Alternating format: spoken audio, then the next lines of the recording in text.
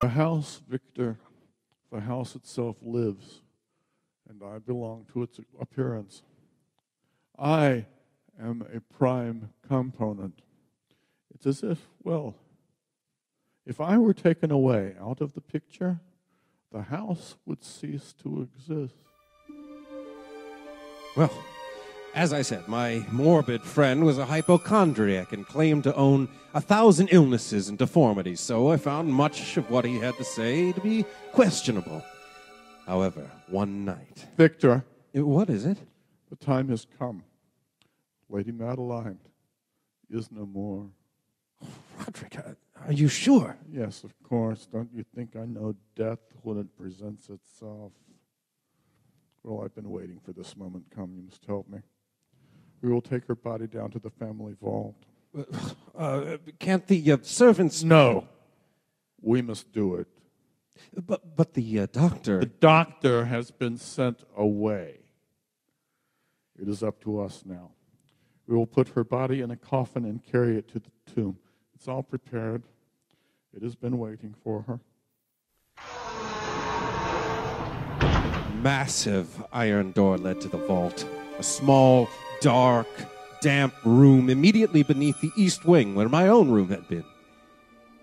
We placed her coffin upon a marble pedestal in the center of the room. I looked down upon her face. Now, I had not known her in life, but there was a striking resemblance to Roderick. Look at her, Victor. My twin sister. What? I never knew you had a twin sister. She inherited all the beauty from our awful family. Look at the rose in her cheeks, her smile. You might not think she was dead. Let us leave her now and retire for the night. Help me with the lid. We'll have to nail it down tight. Isn't there an undertaker in the village nearby? There is no nearby village. We must do it ourselves. Come, before I fall prey to my emotions in the damp air down here. I did not approve of his method, but I said nothing and assisted him in his duty. Bitter grief followed for the next few days, a week. I began to notice that my friend's behavior was changing. He did not take care of himself. His hair uncombed, his body unwashed. He'd forget or neglect to do many ordinary things. He roamed from room to room, even hurrying at times, as if looking for something. His skin had turned even paler than before, almost ghastly, and the light in his eyes was gone altogether. His voice trembled, as if in extreme terror, so he hardly spoke.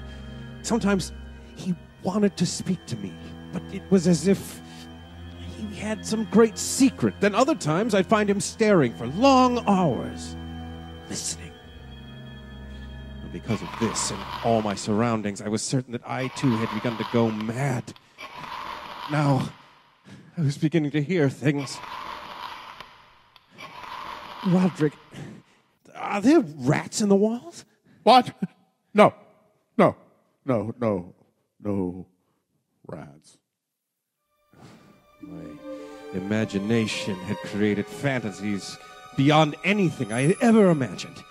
For instance, 8 days after placing Lady Madeline in the crypt, I was sitting on a couch trying to calm my nerves, trying to ignore the oppressive atmosphere of that place. It was so quiet I could hear my own heart beating, and it was beating quickly.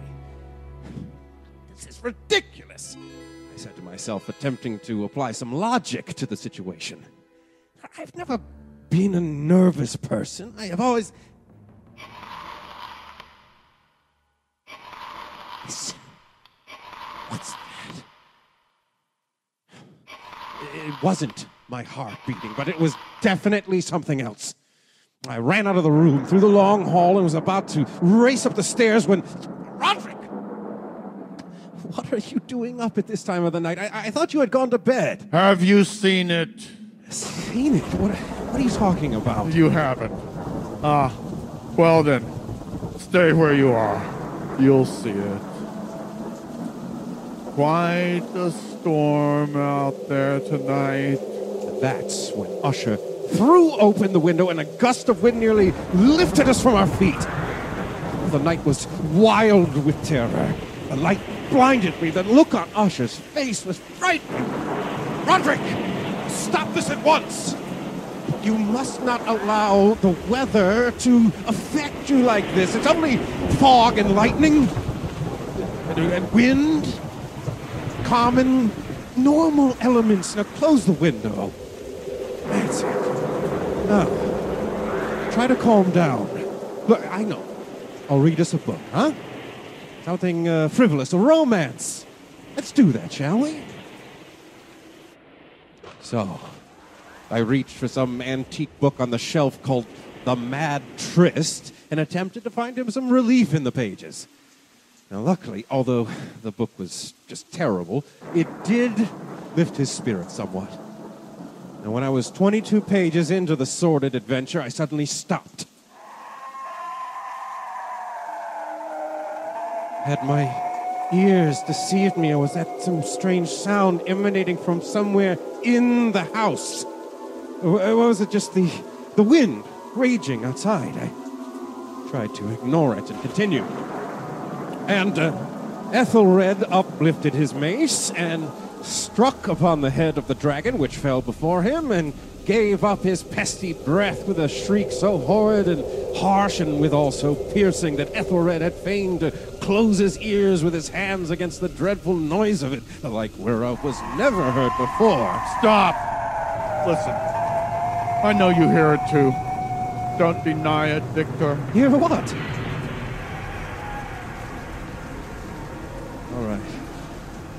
All right, I do hear it. Where's it coming from? It's coming from behind that door.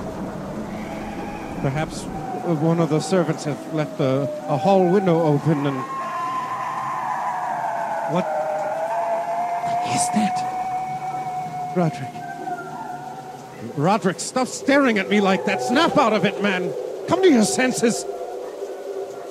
But his eyes were locked into something before him. His body had become as rigid as stone. When I placed my hand on his shoulder, he shuddered and a sickly smile quivered about his lips. His lips, they were moving, as if talking to someone. I leaned over to hear. Not hear it. Yes, I hear it, and I have heard it. Long, many minutes, many hours, many days I've heard it, yet I dared not, pity me, miserable coward that I am.